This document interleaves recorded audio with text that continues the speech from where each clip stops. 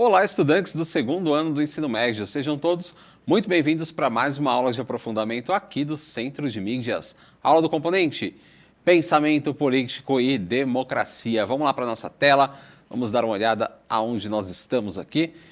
Já estamos na nossa atividade 3, vamos começar o nosso desenvolvimento 1. Eu sou o professor Kleber Araújo e estou hoje com a Flávia na Libras. Então, nós vamos dar seguimento aí ao nosso conteúdo da atividade 3. Vamos recapitular hoje alguns tópicos da aula passada e depois a gente avança um pouquinho. Mas antes disso, vamos dar uma olhadinha nas nossas habilidades. Vamos lá. Então aqui falando do nosso componente, lembrando que nós não estamos sozinhos, né? Temos outros componentes integrados, então nós somos aqui o Pensamento Político e Democracia, mas também temos População em Movimento, Eu e o Outro, Culturas no Plural, Diferenças e Desigualdades na Contemporaneidade e também temos o aprofundamento Oficina de Criação Midiática, Veículos de Comunicação e Expressão. E agora sim, vamos para as nossas habilidades. Habilidade 1, que é identificar, analisar e comparar diferentes fontes e narrativas expressas em diversas linguagens. Para quê? Para a gente conseguir entender aí os conceitos, principalmente da área da política, né, que a gente está trabalhando ao longo do semestre.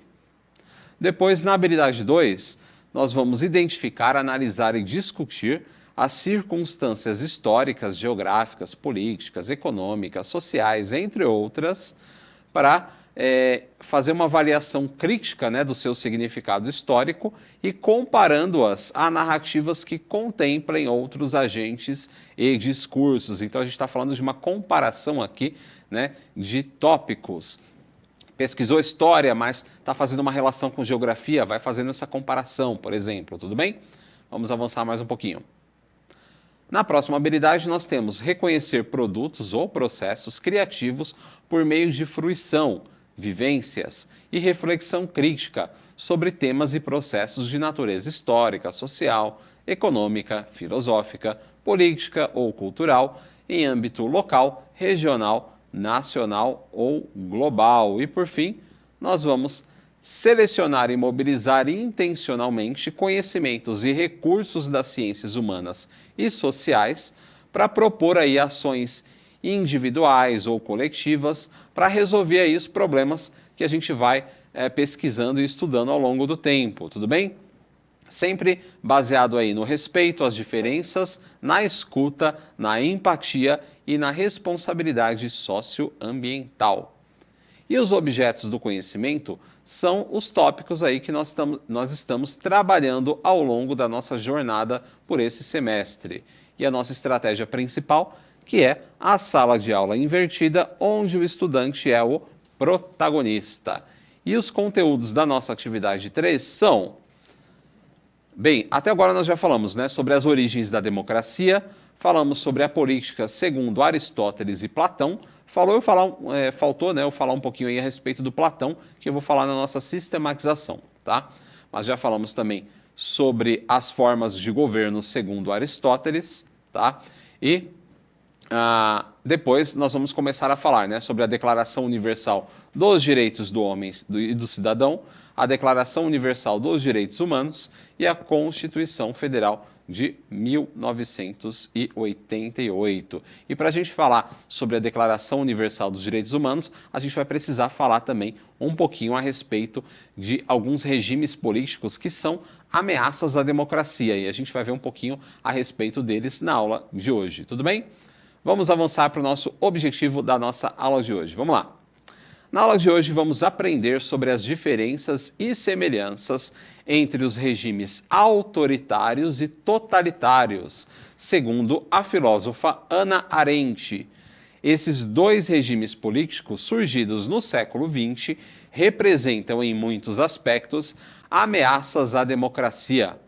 E por fim, vamos recapitular as orientações da atividade 3. Então, antes da gente falar sobre a Declaração Universal dos Direitos Humanos, nós vamos falar aí um pouquinho sobre esses dois regimes que são ameaças à democracia e, por exemplo, né, um deles, né, no caso o regime nazista, que a gente vai falar na aula de hoje, ele entra justamente nesse tópico aí das ameaças à democracia, e a gente sabe que depois da Segunda Guerra Mundial nós temos o surgimento aí da Declaração Universal dos Direitos Humanos, que surge justamente depois da Segunda Guerra Mundial por conta aí dos crimes terríveis que aconteceram nesse período, beleza?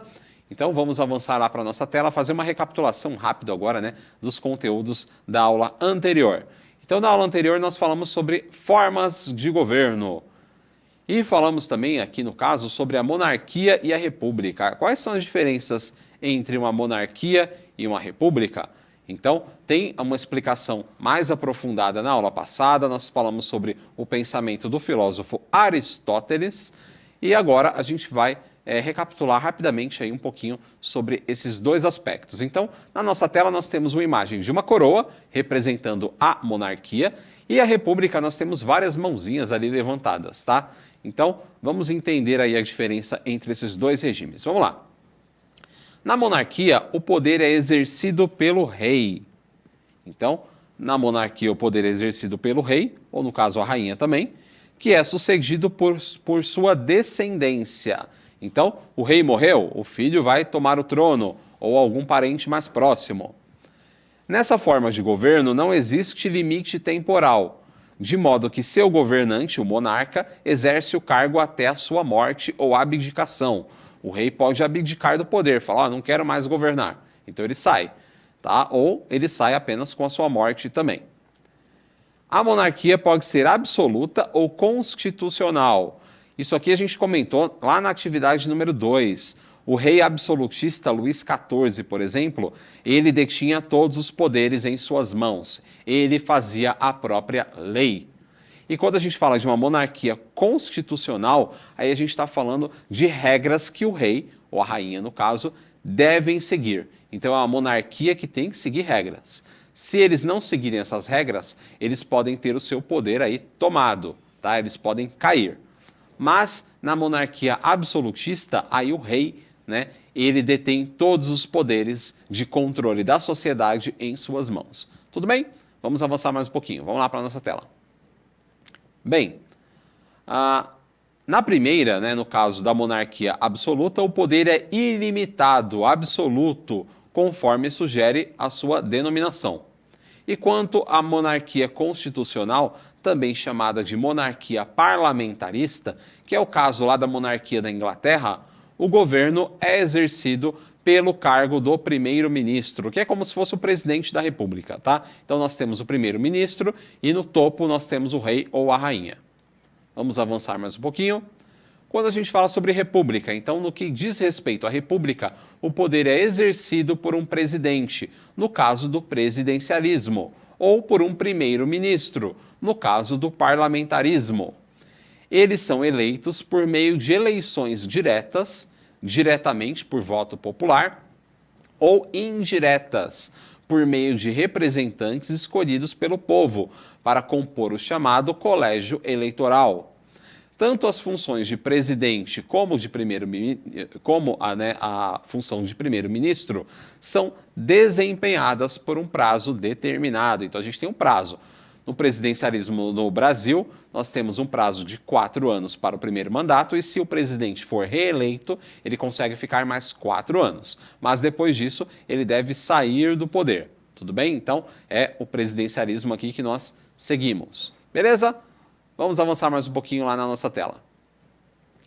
No presidencialismo, o presidente tem os poderes executivos e desempenha os cargos de chefe de Estado. Então, ele representa a nação, tanto no âmbito internacional, então ele representa o nosso país fora, né, dele, e também representa aí, né, e faz a função de chefe de governo, ele administra internamente a nação. Então, é tanto uma política externa quanto interna. E no parlamentarismo, por sua vez, o chefe de governo é chamado de primeiro-ministro, mas, todavia, no caso, os poderes estão, né, a cargo dos parlamentares, que são os deputados. Tudo bem? Tranquilo, né? Então, quando a gente fala aí de primeiro-ministro, lembrem-se do governo da Inglaterra.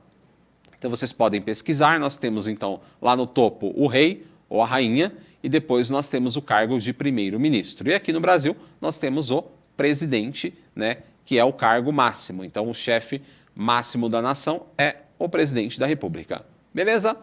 Vamos avançar mais um pouquinho lá na nossa tela. Então agora sim a gente vai para o nosso conteúdo novo, que é ameaças à democracia. Nós temos vários regimes aí que foram, ao longo da história, ameaças à democracia. Que regimes são esses? Agora, então, nós vamos falar sobre o pensamento de uma filósofa muito importante aí no século XX, que é a Hannah Arendt. Ela foi uma das filósofas mais influentes do século XX e em seu livro Origens do Totalitarismo, ela escreveu sobre as diferenças e semelhanças entre os regimes autoritários e totalitários. Dentre os pontos em comum, podemos citar. Então, ela fala no livro dela sobre autoritarismo e totalitarismo. Qual que é a diferença dos dois? Vamos primeiro para os pontos em comum desses dois regimes. Vamos lá. Então, os dois regimes possuem práticas de repressão a qualquer pessoa ou grupo contrário ao regime. Dentre essas práticas, podemos citar a censura dos meios de comunicação. Então, nós temos a censura dos meios de comunicação e qualquer grupo ou pessoa que for contra esse regime político, ele acaba sendo perseguido, ele ou eles, beleza? Vamos avançar mais um pouquinho na nossa tela, vamos lá. O fortalecimento do poder executivo, então o presidente da República, no caso, ou o primeiro-ministro, se for um parlamentarismo, ele vai ter um fortalecimento, ele vai ter mais poderes. Os poderes legislativo e judiciário se tornam subordinados ao poder executivo. Um exemplo disso são os regimes ditatoriais, nos quais a figura de um ditador se torna a autoridade máxima. Essa figura pode criar as próprias leis e julgar os seus opositores como se fosse um juiz. Então a gente precisa lembrar o seguinte: no Brasil, por exemplo, nós seguimos os três poderes: poder executivo, poder legislativo e poder judiciário. O poder executivo executa as leis, no caso, que são os presidentes, os governadores, tá? Os prefeitos, eles executam as leis. Depois nós temos o poder legislativo, que é o poder que cria as leis. Então são os deputados, senadores, eles criam as leis e o poder executivo obedece essas leis, põe essas leis em prática. E o poder judiciário julga os outros dois poderes e também julga ele mesmo, tá? Então, é o poder que vai julgar para ver se os outros poderes, ou ele mesmo, estão governando de maneira adequada, que no caso são os juízes que vão fazer isso, beleza? Então, quando a gente fala de um regime autoritário ou totalitário, a gente está falando de um regime que o cargo executivo, que é a pessoa que é para executar as leis, ela se sobressai, ela fica acima dos outros poderes. Então, ela acaba não obedecendo os outros sistemas e acaba criando, por exemplo, as próprias leis e os outros setores acabam ficando de escanteio. Então, a gente sabe que quando a gente está falando de um regime democrático, a gente precisa ter os poderes divididos e governando de maneira equilibrada. A gente não pode ter um mais poderoso que o outro, tudo bem? Vamos avançar mais um pouquinho. Professor, mas quais são as diferenças entre o autoritarismo e o totalitarismo? Bem, vamos entender isso. Segundo Arendt, a filósofa, a diferença básica entre os dois tipos de regime são o seguinte: é que o autoritarismo ele tenta forçar o povo à apatia, à obediência passiva e à despolitização, enquanto o totalitarismo busca mobilizar, no caso, a sociedade civil de cima para baixo, para moldá-la e impor ao povo uma obediência ativa e militante, tá? Que é condicionada pela adesão à ideologia oficial do Estado. Então, olha só que interessante, voltando lá.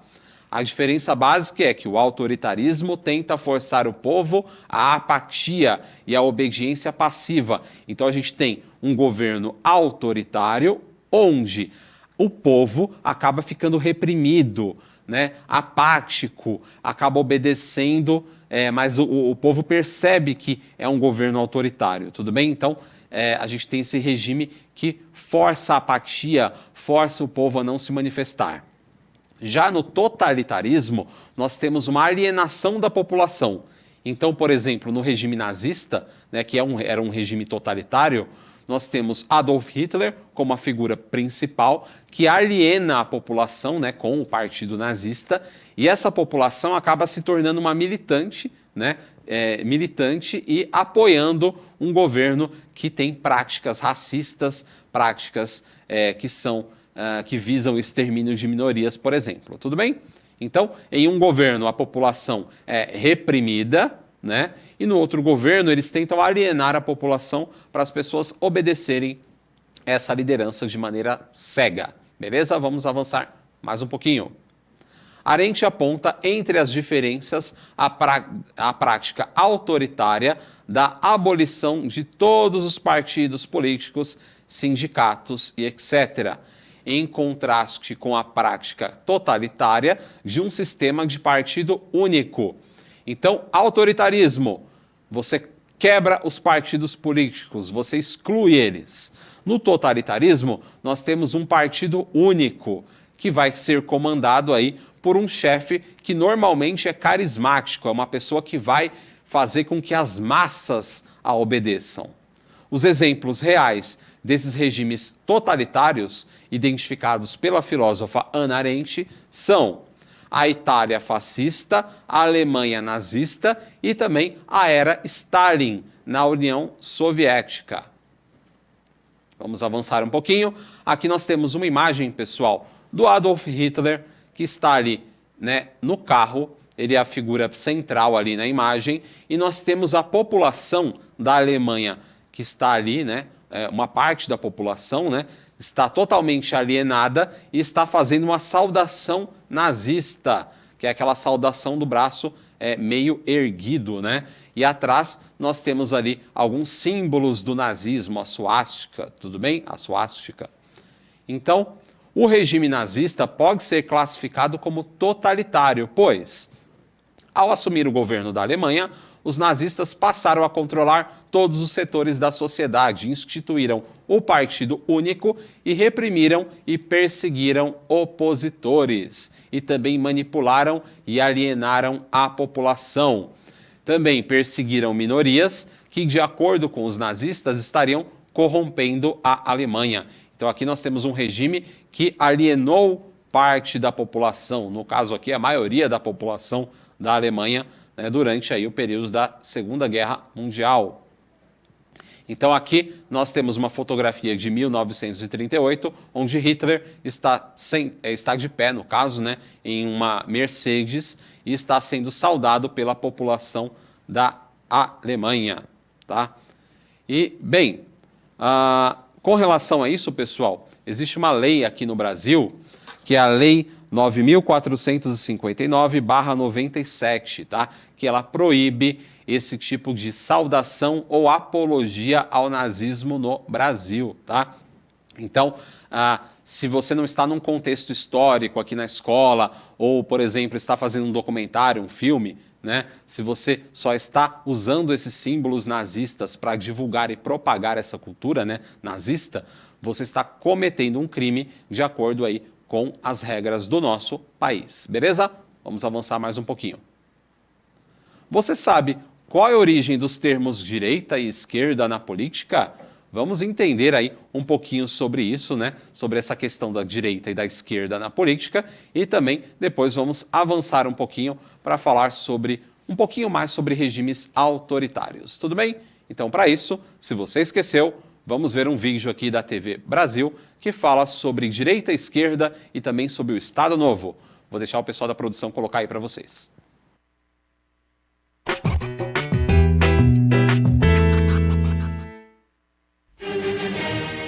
Direita.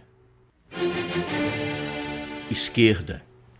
Em tempos de polarização, estas palavras estampam muitas vezes mensagens de ódio e ignorância nas redes sociais. Mas será que você sabe realmente como estes dois conceitos políticos apareceram no Brasil? Antes de mais nada, é preciso entender como eles surgiram na história mundial. No século XVIII, a França é governada por uma monarquia absolutista.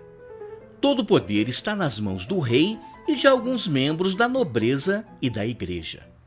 Mas quem paga os impostos e sustenta todos eles é a burguesia, formada por empresários, banqueiros e comerciantes, além da classe trabalhadora.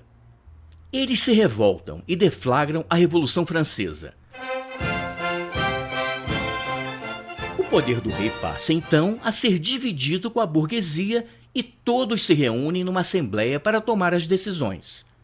Os conservadores, que apoiam o rei, sentam à direita do presidente da assembleia. Já os que apoiam a burguesia e a república sentam à esquerda, inclusive capitalistas. Com o passar do tempo, novos grupos vão surgindo nas nações europeias e empurrando os outros para a direita ou para a esquerda, tornando bastante complexa essa configuração.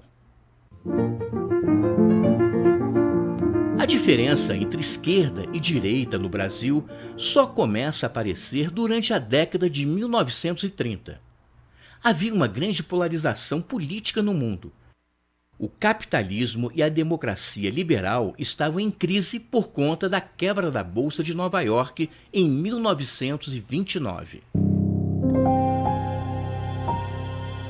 Muitos países tinham saído arrasados da Primeira Guerra Mundial e alguns buscavam se reconstruir por meio de regimes ultranacionalistas, repressores e de extrema direita, como o fascismo na Itália e o nazismo na Alemanha. Outros, como a União Soviética, apostavam no regime comunista e autoritário. Em 1932, Plínio Salgado funda a AIB, Ação Integralista Brasileira, um movimento político ultranacionalista de extrema-direita inspirado no fascismo italiano. Gustavo Barroso, um de seus principais líderes, prega a perseguição aos judeus. Em outubro de 1934, já tinham 150 mil filiados no Brasil e realizaram uma passeata no centro de São Paulo, mas entraram em choque com o movimento antifascista. Resultado: 5 mortos e dezenas de feridos.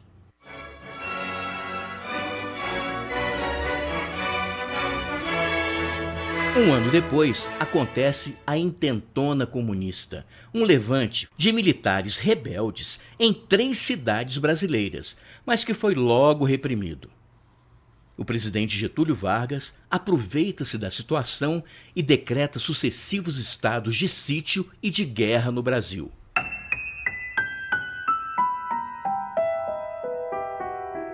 Os radicais da direita jogam pesado e o capitão integralista Olímpio Mourão Filho inventa, em 1937, um documento fictício chamado Plano Cohen, segundo o qual judeus e comunistas iriam incendiar o país e derrubar o presidente. Era tudo mentira, mas a fraude serviu para que Vargas cancelasse as eleições e fechasse o Congresso, implantando a ditadura do Estado Novo. Por via das dúvidas, Vargas também extinguiu o Partido dos Integralistas, que ficaram inconformados e reagiram. Em maio de 1938, eles se tornaram os personagens do próprio plano que haviam inventado e tentaram tomar o poder. Invadiram o Palácio Guanabara, cortaram as linhas telefônicas e começaram a trocar tiros com a guarda presidencial. Alzira Vargas, filha de Getúlio, avisou a polícia por meio de uma linha telefônica secreta, mas como havia muitos integralistas infiltrados entre os militares, a ajuda demorou a chegar. Até Eurico Gaspar Dutra, o ministro da Guerra, foi ao palácio lutar contra os invasores. O levante foi finalmente contido. Centenas de integralistas foram presos e o Estado Novo permaneceria até 1945.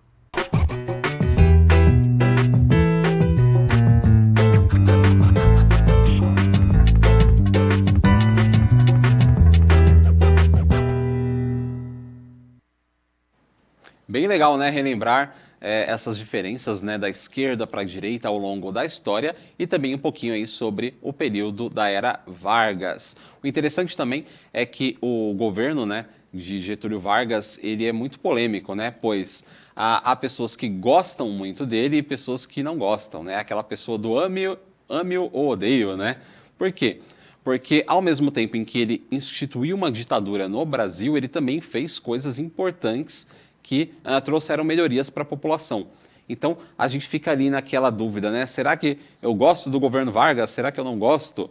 Porque no período em que ele governou, nós tivemos o voto feminino, nós tivemos a carteira de trabalho também, né, que surgiu no período dele, melhores leis trabalhistas, né, para a população, enfim, nós tivemos alguns benefícios, mas também nós tivemos muita repressão. Tá? Então, muitas pessoas acabaram sendo perseguidas durante o seu governo. E ele entrou e depois ele não queria sair mais. Então, a gente tem esse período ditatorial que a gente chama de Era Vargas. Tá? Então, vamos dar uma olhadinha na nossa tela.